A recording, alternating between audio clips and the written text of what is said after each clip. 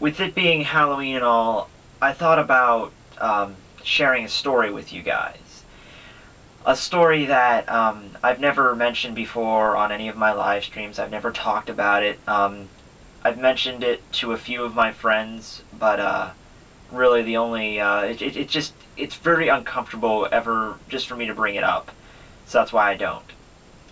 But I figured since it's Halloween and I wanted to do something really cool with this Halloween video this year, but I just didn't have the time, so I figured I kind of owe it to you guys. So I'm going to tell you guys about the one time in my life that I've genuinely experienced something of the supernatural. Now, you can always argue stuff like, like, oh, I saw something, like move out of the corner of my eye. No, no, no. This was the first and only experience I've had with something that there's no other explanation except for something supernatural.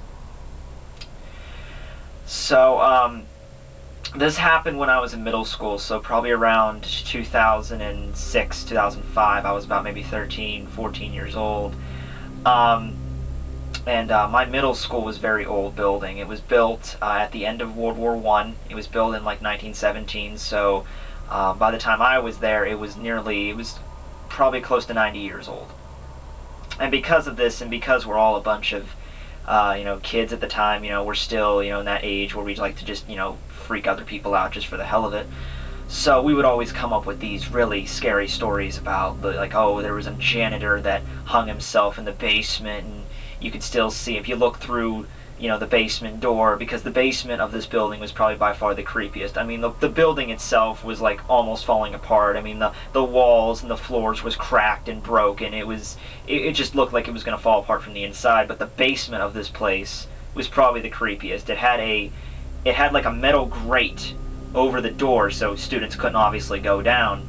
But you could look through at the staircase that goes down, and at the bottom of this staircase was just this red luminescent light glow coming up from the bottom. It looked straight out of like Nightmare on Elm Street with the boiler room, and Nightmare on Elm Street looked straight out of that. So we would come up with these crazy ghost stories. The one thing that would always freak me out was every time I would come home and I would just be at my house, I would think to myself, like, what must be going on at that school right now? Because the very thought of having that building at night it was creepy enough during the day, but with no kids, no teachers, in the dead of night, like at 1 in the morning, I can always imagine like some ghost or something just wandering through the halls of this old building. Another story's like, oh, this one guy came back from war and he shot himself or something like that. But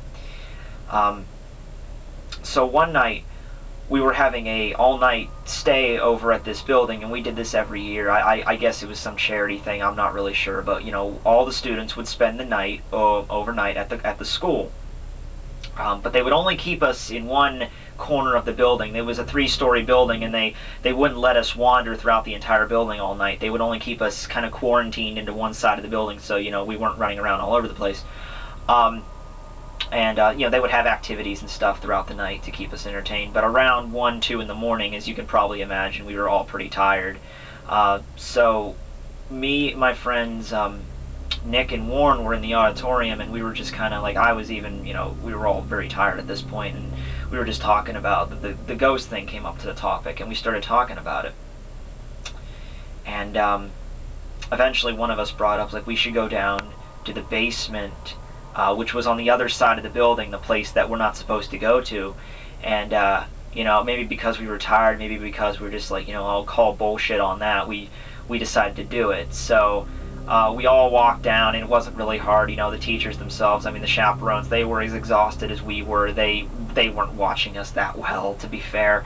So we wandered down to the other side of the building, and this part of the building had it had the emergency lighting on, it had every other light in the hallway on, but most of it was dimly lit as all hell. You can barely see anything. So I remember walking down the steps to the bottom floor, and then there was the grate that goes down into the basement, and I just remember walking up to the grate. I don't remember Nick and Warren doing anything. I just remember walking up to the grate and looking down into this kind of abyss with just this dim glow of a red light, showing up at me, and this like dim hum in the distance. And I kind of got like, I don't want to say hypnotized. It wasn't anything that dramatic. Obviously, it's not like that. But you ever just kind of like lose yourself in thought, just kind of like you're in reality, and then all of a sudden you get a thought that just sends you away into daydreams, and you just like you just zone out for a second. That's what happened. I just zoned out.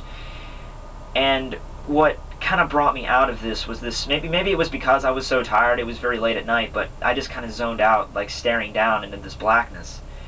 And all I remember next was this it was a rhythmic,